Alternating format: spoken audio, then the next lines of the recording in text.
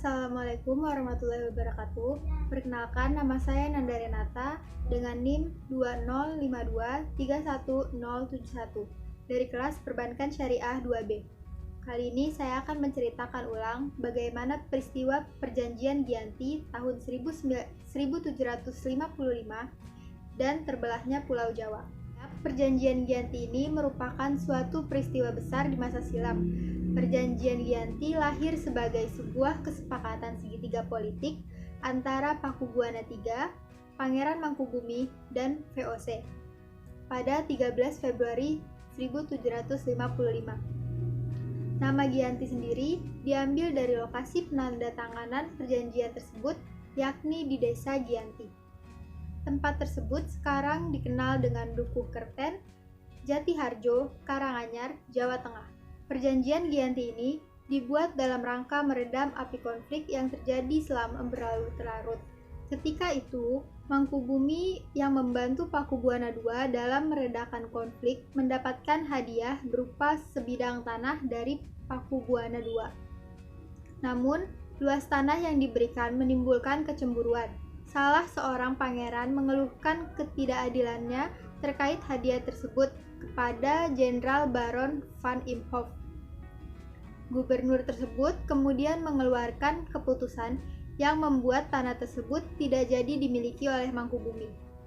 Untuk menyelamatkan daerah operasional Nicholas Harting di Jawa Utara, Harting melakukan perundingan dengan Pangeran Mangkubumi. Akhirnya, Harting bersepakat dengan keinginan Pangeran Mangkubumi, yakni dia juga ingin menjadi penguasa di tanah Jawa. Pada 23 September 1754, nota kesepakatan antara VOC dan Mangkubumi terlaksana, dan nota tersebut disampaikan kepada Pakubuana III pengganti Pakubuana II. Nota tersebut menyatakan bahwa Pangeran Mangkubumi mendapatkan wilayahnya. Pada 4 November 1754, Pakubuana III menyatakan persetujuannya terhadap hasil perundingan Gubernur Jawa Utara dengan Mangkubumi tersebut. Surat pernyataan itu disampaikan oleh Pakubuana III kepada Gubernur Jenderal VOC yakni Jacob Mosel. Kesepakatan ini mendorong terjadinya sebuah perjanjian besar yang ditandatangani di Desa Giyanti. Penandatanganan perjanjian ini menjadi pangkal dari terbelahnya tanah Jawa menjadi dua bagian dengan istilah Palihan Nagari.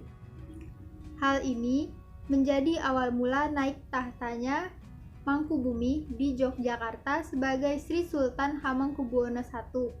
Sejak ditandatanganinya perjanjian tersebut pada 13 Februari 1755,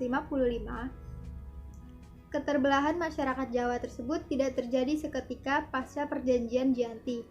Proses pembagian wilayah dan juga aspek lain seperti bahasa mengalami proses yang cukup panjang. Perjanjian Giyanti yang tidak merinci pembagian wilayah menimbulkan rentetan masalah baru.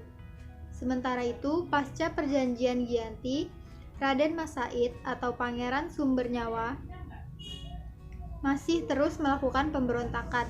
Dalam gerakannya, pada Oktober 1755, pergerakan Sumbernyawa berhasil mengalahkan satu kelompok pasukan VOC. Kemudian, pada Februari 1756, ia juga hampir membakar keraton yang baru didirikan di Yogyakarta. Setelah perang bertahun-tahun, VOC akhirnya menyudahi dengan penandatanganan Perjanjian Salatiga pada 1757. Perjanjian ini membuat tanah Jawa kembali terbagi. Keterbelahan Jawa ini kemudian hari belum berhenti. Pada 1813, di masa Gubernur Jenderal Thomas Stamford Raffles dari Kerajaan Inggris, Kesultanan Yogyakarta juga terbelah dan lahirnya Pakualaman. Dengan begitu, tanah Jawa memiliki 4 wilayah pemerintahan, yakni Pakualaman, Yogyakarta, Surakarta, dan Mangkunegaran. Masing-masing menghantarkan Jawa pada rupa yang beragam. Sekian penjelasan dari saya mengenai Perjanjian Giyanti dan terbelahnya Pulau Jawa. Apabila ada kesalahan kata, mohon dimaafkan. Wabillahi taufiq wal hidayah. Wassalamualaikum warahmatullahi wabarakatuh.